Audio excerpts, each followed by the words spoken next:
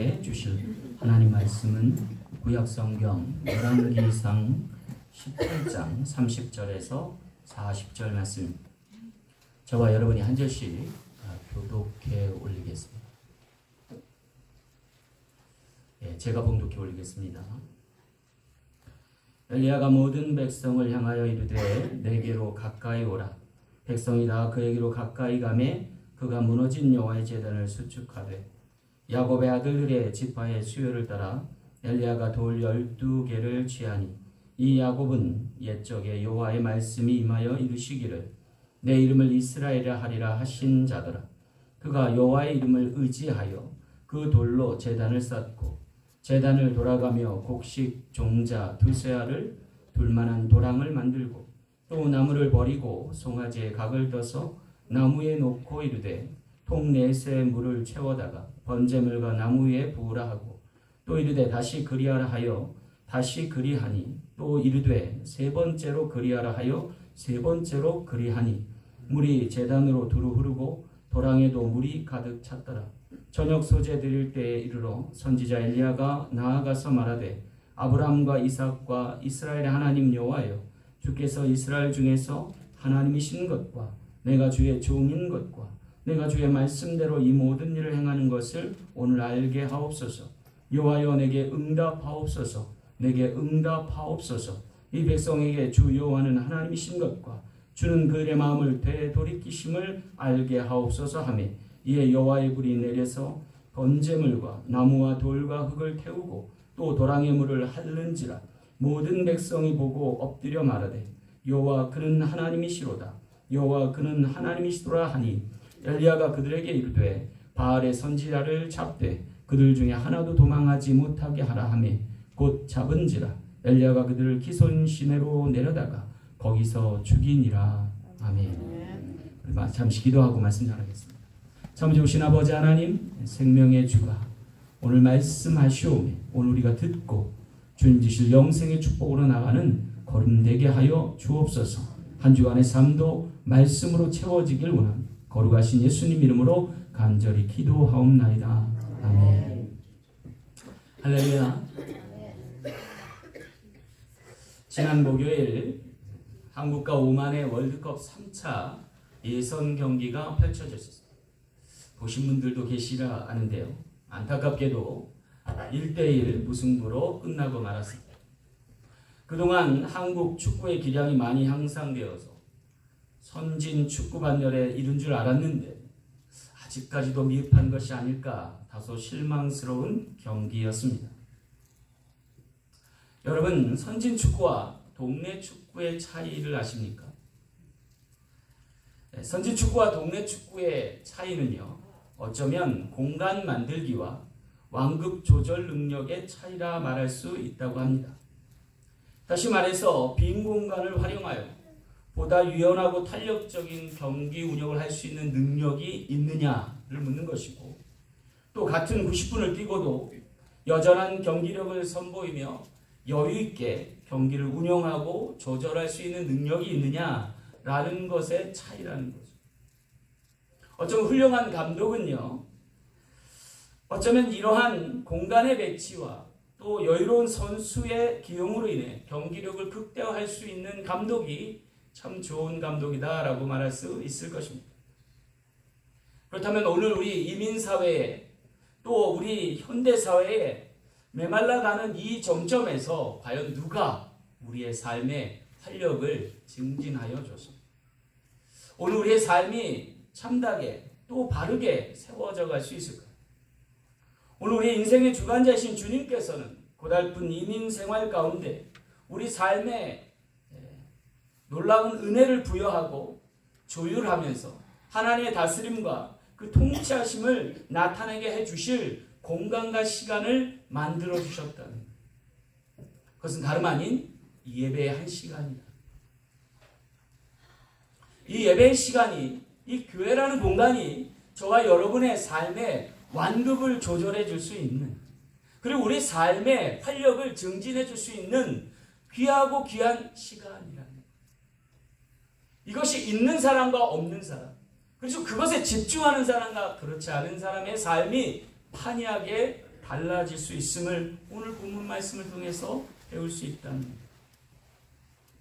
어쩌면 이 예배 시간과 이 교회라고 하는 현장이 오늘 우리 가운데 축복된 만남 되기를 간절히 소망합니다.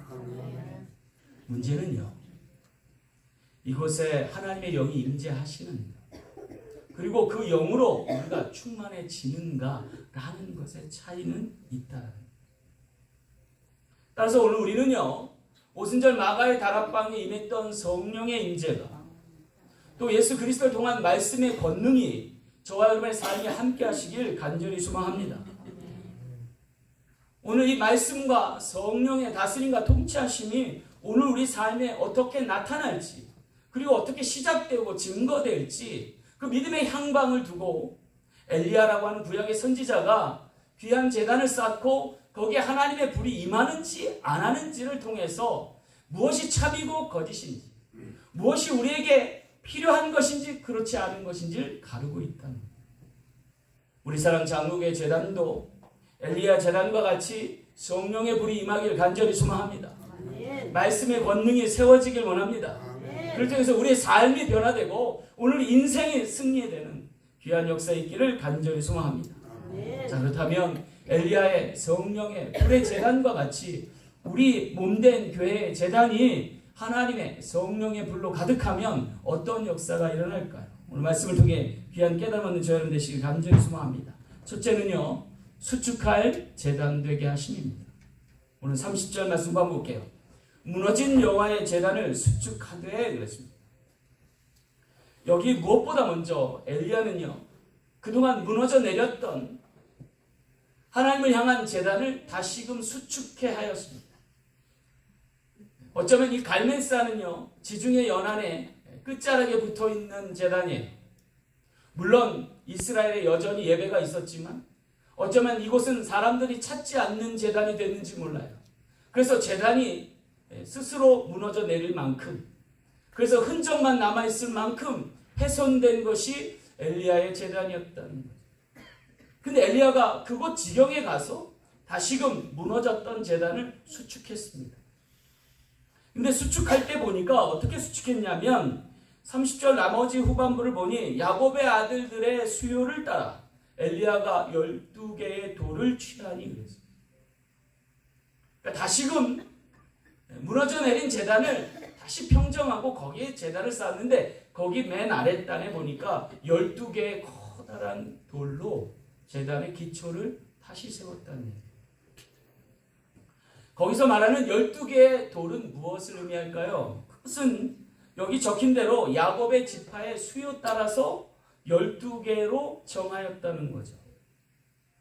이 12개의 돌을 취하여 모아놓은 돌무더기 제단이었던 거예요. 근데 이와 흡사한 제단이 있었어요. 언제냐면 길갈에서 12개의 돌을 갖다 모아놓고 이스라엘 백성들이 가나안 땅의 지경을 도모할 그러한 놀라운 예배의 처소를 삼는 그때가 바로 12개의 돌이 놓여있던 시대가 있었다는 거예요.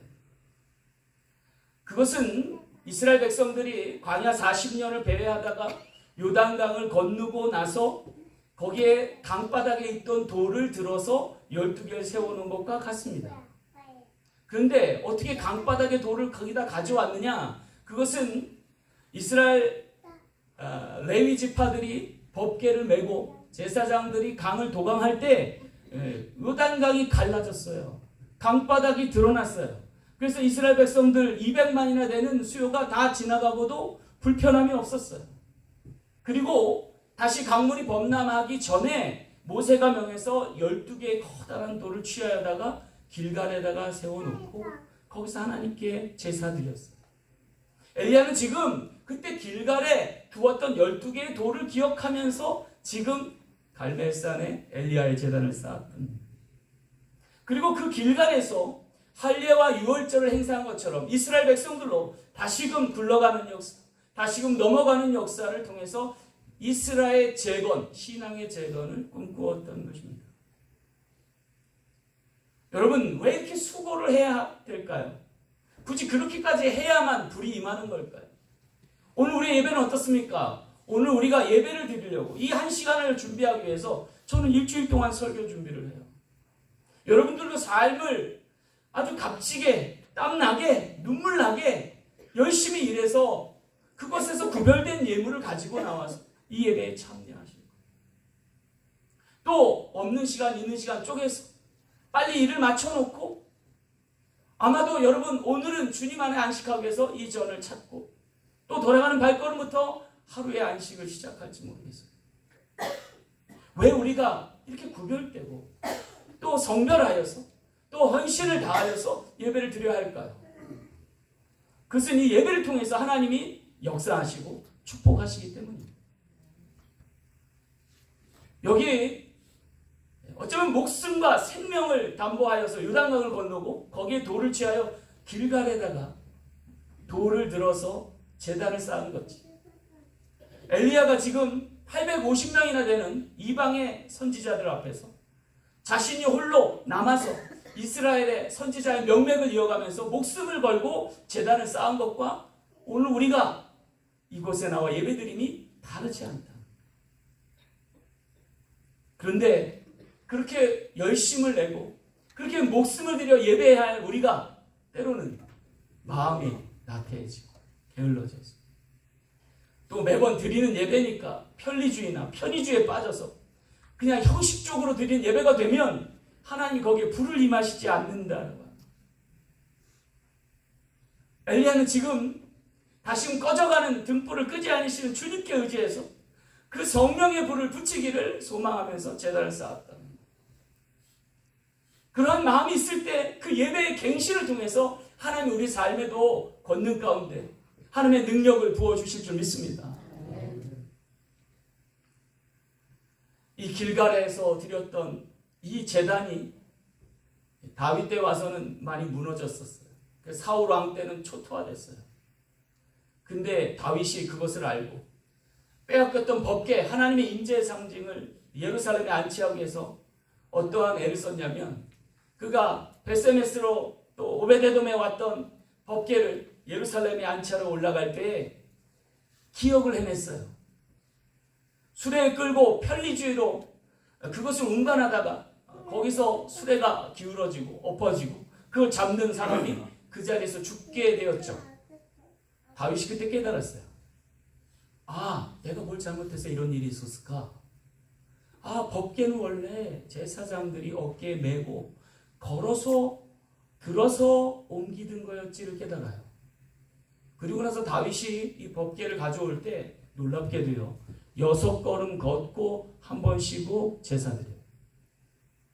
그리고 나서 다시금 힘을 얻고 6걸음 딛고 다시금 거기서 제사드리고 그렇게 해서 예루살렘까지 올라온 거예요. 그런데 남북왕국이 분열되고 북왕국 이스라엘 남왕국이 나눠지고 그리고 점차 세월이 흐르니까 무뎌져서 이제 엘리야 때 와가지고는요. 아합 왕 때 이르러서는 그 예배마저도 희미해졌다. 제사마저도 드리는 둥 마는 둥해서 제단이 무너집니다. 그것을 수축할 때에 그가 12개의 돌 길갈의 정신을 신앙을 다시금 되새기면서 단을 쌓았다라고 합니다. 여러분 우리 삶의 예배의 온전함이 얼마나 중요한지를 알려주는 대목이에요. 어떻게 하면 하나님 앞에 온전한 예배를 드릴 수 있을까? 여러분 이게 늘 숙제예요. 왜냐하면 우리는 불완전하기 때문에 완전한 하나님께 다가가기에는 한없이 부족하기 때문에 그렇다면 오늘 우리가 예배를 포기해야 될까요? 아니요, 그렇지 않습니다. 오히려 완전하신 하나님께 불완전한 우리가 우리 자신을 성토하여 드릴 때에 하나님 기뻐 받으실 수 있다는 거예요. 우리 사랑 장로교도 마찬가지예요. 처음부터 완전하지 않았습니다. 그래서 이 제단도 처음부터 하나님의 영이 가득하여서 하나님의 충만한 가운데 예배 드리다가 한때는 어렵기도 하고 또한 힘들기도 하고 고초도 겪고 또 많은 난제 가운데서 낙심할 때도 있었다는 거죠. 그러나 우리가 예배가 회복되기 시작하고 삶이 갱신되기 시작하면서 하나님이 이 제단을 통하여 축복하심을 확실히 눈으로 배우게 되었다는 거예요. 사랑하는 성도 여러분, 우리 삶에도 이와 같은 놀라운 역사 있길 간절히 소망합니다. 여러분, 우리의 삶이 때로는 무너질 수 있어요. 그러면 여러분 어디서 잘못됐는지 돌이켜야 되고, 그 시작점이 신앙의 또한 무너진 재단의 수축이 바로 비롯될 수 있는 저와 여러분 되시길 간절히 소망합니다. 그럴 때 예배가 바로 서며 삶의 물꼬가 튀어지는 저와 여러분 되시길 간절히 소망합니다. 여러분, 실패를 두려워해서는 안 돼요. 왜냐하면 실패는 성공의 밑거름 될 수 있어서입니다. 그리고 성공을 향한 중요한 과정이 될 수 있었어요. 무너졌다라고 해서 포기하는 게 아니라 무너진 것을 다시 세울 수 있는 저와 여러분 되시길 간절히 소망합니다. 엘리야의 제단은 그와 같은 제단입니다. 여러분, 성공신의 대명사인 실리콘밸리의 성공 요인이 뭔지 아십니까? 놀랍게도 실패에 대한 인정이다. 그러니까 실패를 두려워하지 않고 그것을 인정하고 깨닫고 돌이킴에 있다는 거예요. 그래서 일단 부딪혀보자 라고 하는 게 실리콘밸리의 정신이라는 거예요. 여러분, 미국도 마찬가지예요. 미국이 위대한 나라가 된 이유가 뭐예요? 실패를 두려워하지 않았어요. 실패를 듣고 일어설 줄 아는 나라였기 때문에 그렇다는 거예요.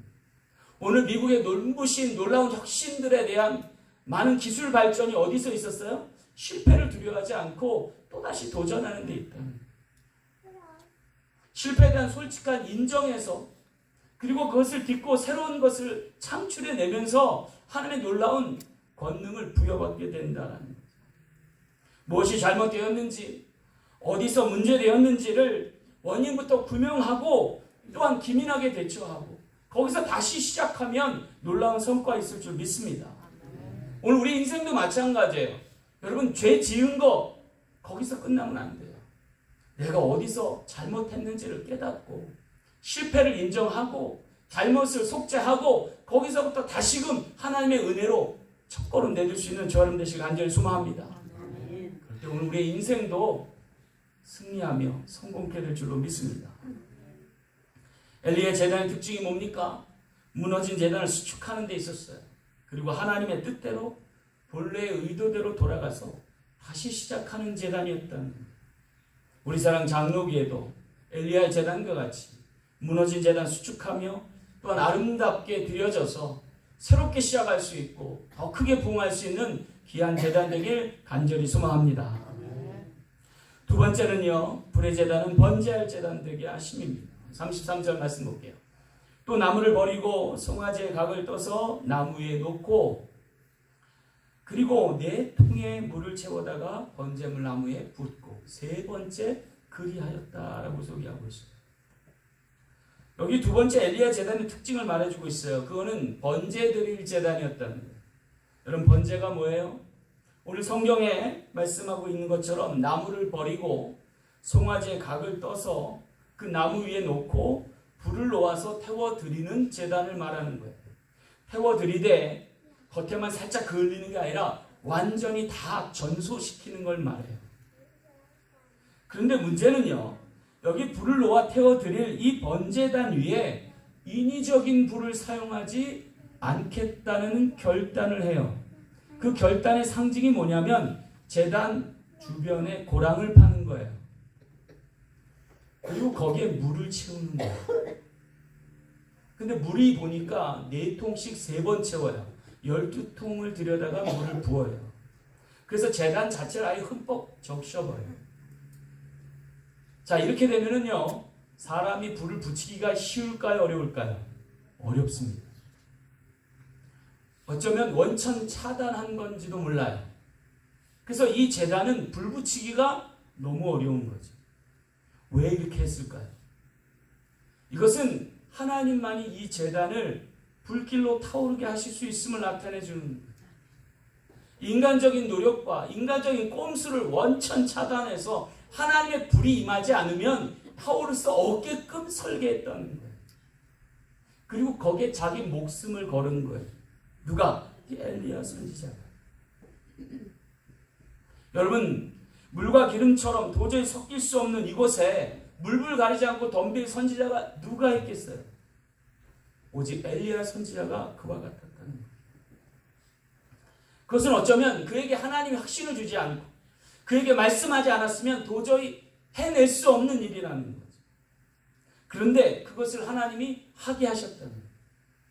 어쩌면 이미 3년 6개월 전부터 너의 말이 없으면 이 나라에 비가 오지 않겠다고 선포하게 하신 연유도 여기 있다라고 하는 거죠.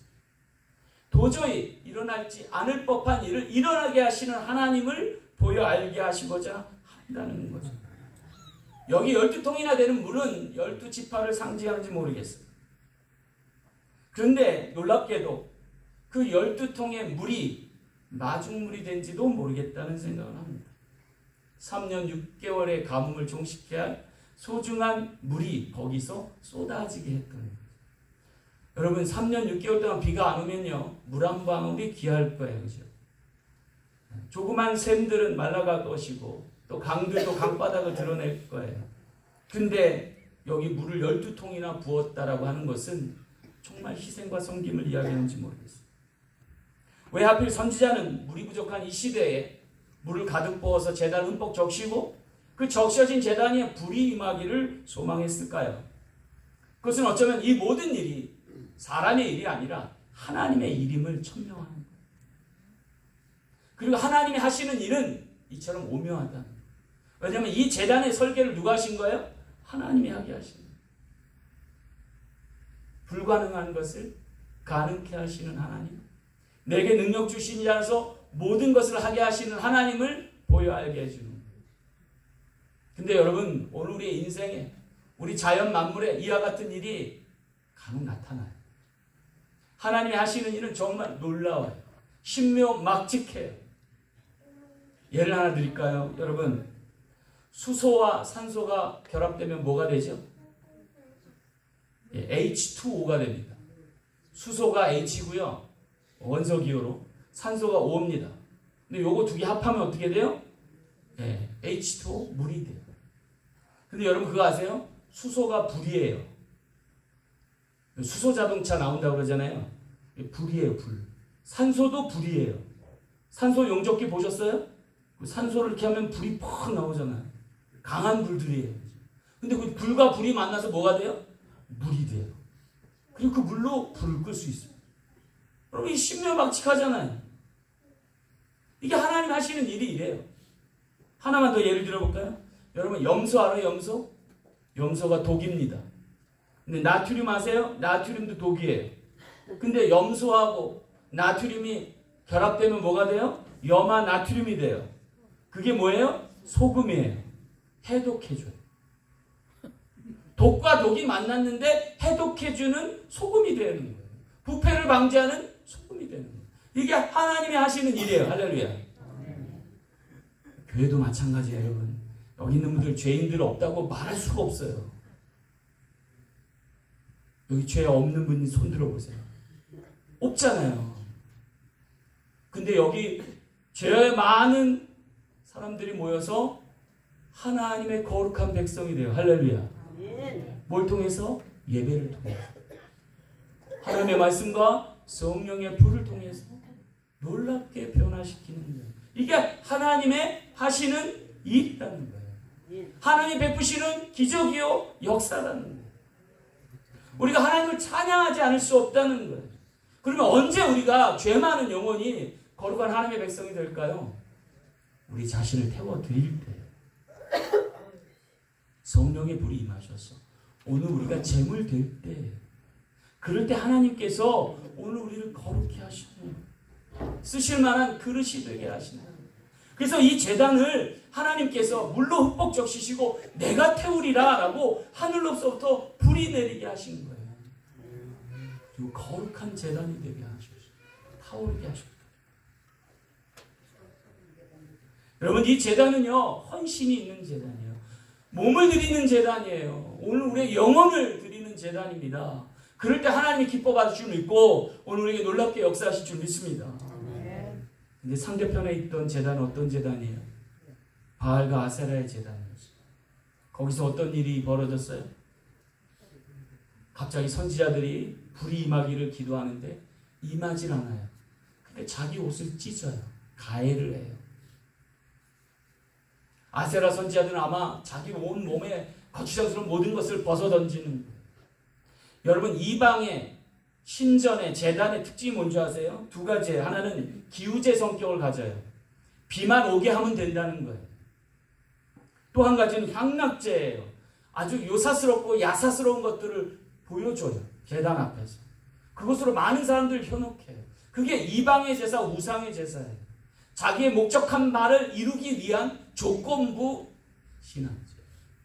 또 사람들을 많이 불러 모으기 위해서 마치 쇼를 하듯이 자기를 나타내는 제사예요. 그런데 그에 반해서 하나님 여호와의 제단은 어때요? 목숨을 들여 성별하고 구별되어서 온전히 하나님의 임재만을 갈망하는 제사예요. 오늘 우리의 예배가 어떤 예배인지를 다시금 각인하는 시간 되길 간절히 소망합니다. 사람들에게 보여주는 예배 되어서는 안 될 것입니다. 하나님 앞에 드려지는 예배 되길 간절히 소망합니다. 우리의 목적을 원해서 조건부 예배가 되지 않기를 소망합니다. 조건이 있다면 내가 죽어지는 거예요. 내 몸이 드려지는 거예요. 그럴 때 하나님이 이곳에 임재하시고 우리의 삶을 바로잡아 주실 줄 믿습니다. 아멘. 그를 통해서 변화되는 귀한 심령 되시길 간절히 소망합니다. 마지막 세 번째는요, 응답할 제단 되게 하십니다. 38절 말씀 볼게요. 이에 여호와의 불이 내려서 번제물과 나무와 돌과 흙을 태우고 또 도랑의 물을 핥는지라 그랬습니다. 여기 끝으로 세 번째 엘리야 제단의 특징을 언급하고 있어요. 그것은 마중물을 원하신다는 거예요. 번제할 번제물과 함께 나무와 돌과 그리고 흙을 다 태우기까지 도랑의 물을 빨아들이시는 하나님을 나타내주고 있어요. 무엇이? 불이 임했을 때. 그럼 그러지 않겠어요? 흠뻑 젖은 이 제단이 활발 타오를 만한 큰 불이 이곳에 임했어요. 근데 그 불길이 확 타오르니까 도랑에 있는 물까지 다 끌어 모아 가시더라는 거죠. 근데 여러분, 이게 사인이 되었다라는 거예요. 왜냐하면 나중에요, 엘리야가 이 제단에 불이 붙고 나서 그것을 신호로 850명이 되는 이방 선지자를 다 죽입니다. 그리고 그것을 다 판을 갈아엎고 나서 왕에게 뭐라고 명하냐면 빨리 황궁하라고 합니다. 왜냐하면 하나님께서 놀랍게 비를 내리실 거라는 예언을 해요. 그 예언과 함께 그가 7번이나 갈멜산 꼭대기에 올라가서 계속 기도합니다. 근데 비구름 하나 보이지 않아요. 먹구름이 껴야 되는데 구름 한 점 없는 거예요. 그렇게 7번을 기도하려고 하니까 손바닥만한 구름이 하나 떠오르는 거예요. 그걸 보고서 비서에게 얘기해서 빨리 왕에게 황궁하라고 요청합니다.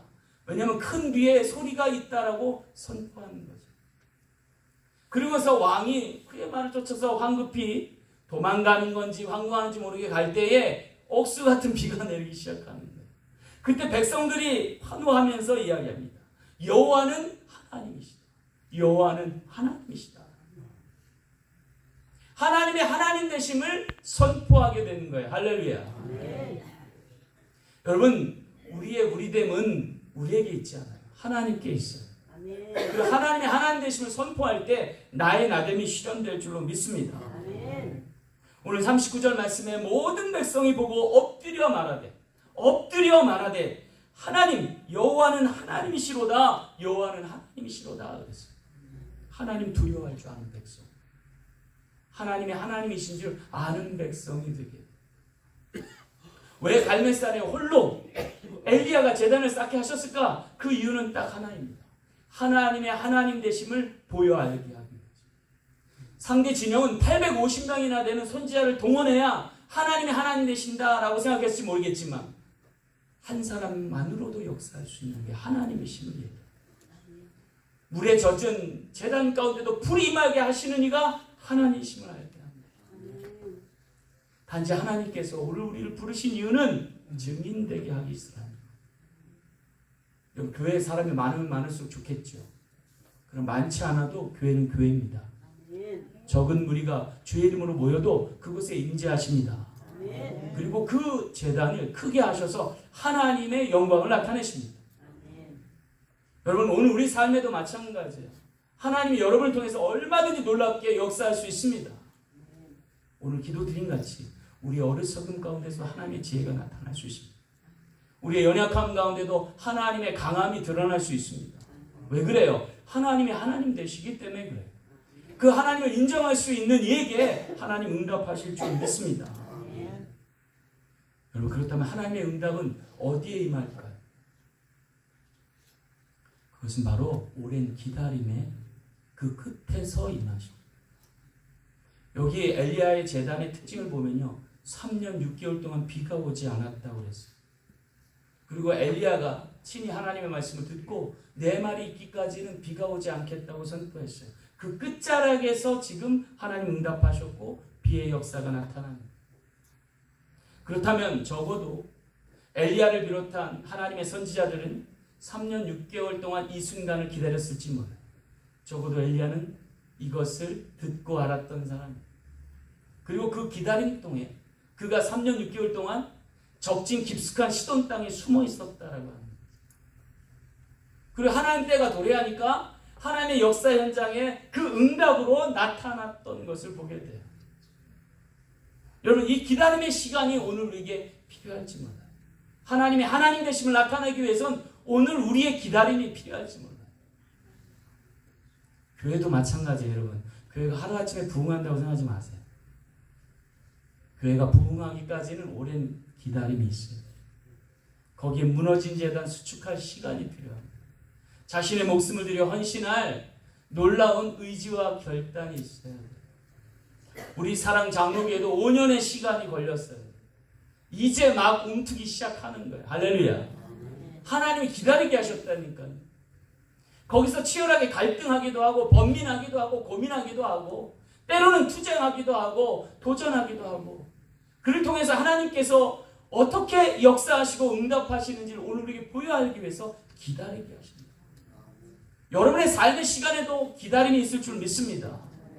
흥왕케 되고 왕성케 되고 성공케 되고 승리케 되는 시간이 있다는 거예요. 그 시간을 선용할 수 있는 저런 되시기 간절히 소망합니다. 끝을 아는 자, 다시금 일어설 줄 아는 자는 기다릴 줄 알아요. 지치지 않고 기다릴 수 있어요. 거기에 하나님이 역사하실 줄 믿으시기 바랍니다. 여러분, 여기 갈멜산의 엘리야 제단은 3년 6개월의 시간이 걸렸어요. 그런데요, 하나님께서 더 많이 기다리게 하신 때가 두 번 있었어요. 한 번은 모세에게 말씀을 주기 전에 400년을 기다리게 하셨어요. 요셉 이후에 400년의 기다림을 주셨어요. 그때 하나님의 역사가 보이지 않고 하나님의 말씀이 들리지 않아서 아주 많이 힘든, 그래서 이스라엘 백성들이 나중에 부르짖고 간구하고 하나님을 갈망했더니 하나님이 비로소 말씀하기 시작했다. 또 한 번은요, 예수님이 이 땅에 오시기 전, 성령이 이 땅에 임하기 전 400년 동안 말씀과 성령의 역사가 중단됐던 때가 있어요. 그리고 예수님께서 나타나시자 놀랍게 역사하시는 거죠. 각색 병자들이 낫고 많은 기적들이 베풀어지고 하나님의 말씀이 들려지고, 그리고 마침내 예수 그리스도의 죽음과 부활을 통해서 성령께서 불과 같이 임하셔서 예루살렘과 온 유대와 사마리아와 땅까지로 복음의 증인되게 하셨다는 거예요. 하나님의 응답은 그와 같아요. 사랑하는 성도 여러분, 하나님의 응답을 구하십니까? 참고 인내하며 기도할 수 있는 저와 여러분 되시기 간절히 소망합니다. 하나님께서 역사하십니다. 역사하시되 놀랍게 역사하실 줄 믿습니다. 그를 통해서 하나님의 승리되는 귀한 성공적 삶을 누릴 수 있는 저와 여러분 되시기 간절히 소망합니다. 말씀을 맺겠습니다. 짐 로버라는 미국의 유명한 행동 심리학자가 있어요. 이분이 테니스 선수들의 놀라운 회복 탄력성에 대해서 연구를 했대요. 여러분, 테니스 경기 좋아하십니까? 요새 보면요, 테니스 선수들이요, 옛날 선수 같지 않아요. 옛날 여러분 한 20년 전에 테니스 선수들 화면을 보면은요, 동네 테니스 하는 것 같아요. 이렇게 툭딱 툭딱 쳐요. 근데 요새는요, 아예 팍팍 쳐요. 근데 그걸 3시간 30분 동안 해요. 코트를 종횡무진 뛰어다니는데요. 한시도 쉴 틈이 없어요. 계속 그 빠른 공이 왔다 갔다 요리 줬다 저리 줬다. 와, 저걸 어떻게 다 뛰어내나 싶어요. 저도 테니스를 좋아하는데 가히 인간 로봇 같아요. 계속 뛰어. 이 주기가 너무 짧아지고 이 강도가 너무 세져갖고 저러다 죽지 싶어요. 그러고 보니까 테니스 선수의 수명이요, 옛날에는 40대까지도 뛰었는데 요새는 20대면 끝나요. 근데 어떻게 저렇게 끝까지 체력을 유지하면서 달릴까, 뛸까? 그래서 이분이 연구를 했대요. 도대체 어떤 신체적 능력이 나타나길래 테니스 선수들은 저렇게 쉼없이 3시간 반을 종횡무진 뛸까? 이분이 연구한 끝에 보니까 경기와 경기 사이에, 게임과 게임 사이에, 포인트와 포인트 사이에 선수들의 반응을 연구해 봤더니 아주 짧은 순간이래요. 16초에서 20초 동안 벤치에 앉아 쉴 때에 그들이 놀랍게 신진대사가 회복되는 걸 경험합니다. 요게 빨리 되는 선수가 스타트 플레이어가 된다. 모든 경기력은 똑같은데 요 지치지 않고 끝까지 자신의 능력을 나타낼 수 있는 선수가 성공하더라고요. 그렇다면 여러분, 오늘 우리 삶이 어떻게 성공하고 승리할 수 있을까요? 여러분, 일주일의 시간 중에 예배 시간이 차지하는 부분은 아마 테니스 선수들이 경기 중간중간에 쉬는 16초 내지 20초 분량밖에 안 되는, 하루 24시간 7일 동안 하나님 주신 그 시간에 비하면 이 한 시간은 점에 불과한 시간이에요. 근데 이 시간을 보낸 사람과 보내지 않은 사람, 이 시간을 적극적으로 자신의 삶의 분기수로 삼은 것과 그렇지 않은 것의 차이는 놀랍다는 거예요. 이 예배를 하나님 앞에 온전히 드리는 사람과, 그리고 그로 말미암아 하루를 온전히 휴식하고 안식하는 사람과 그렇지 않은 사람의 삶은 질이 다르다. 오늘 우리가 하나님 신앙을 통하여 승리하는 인생 되길 간절히 소망합니다. 이 한 시간 예배에 집중하여서 하나님의 임재하심, 불의 역사하심을 통해서 우리의 삶이 변화되고 하나님 앞에 승리할 수 있는, 세상 가운데도 성공할 수 있는 귀한 신앙의 승리자 되시길 간절히 소망합니다. 기도하겠습니다. 참 좋으신 아버지 하나님, 하나님께 찾으시는 예배자 되게 하시고 예배의 성공자 되어 삶의 승리자 되는 저희 모든 지체 되게 하시되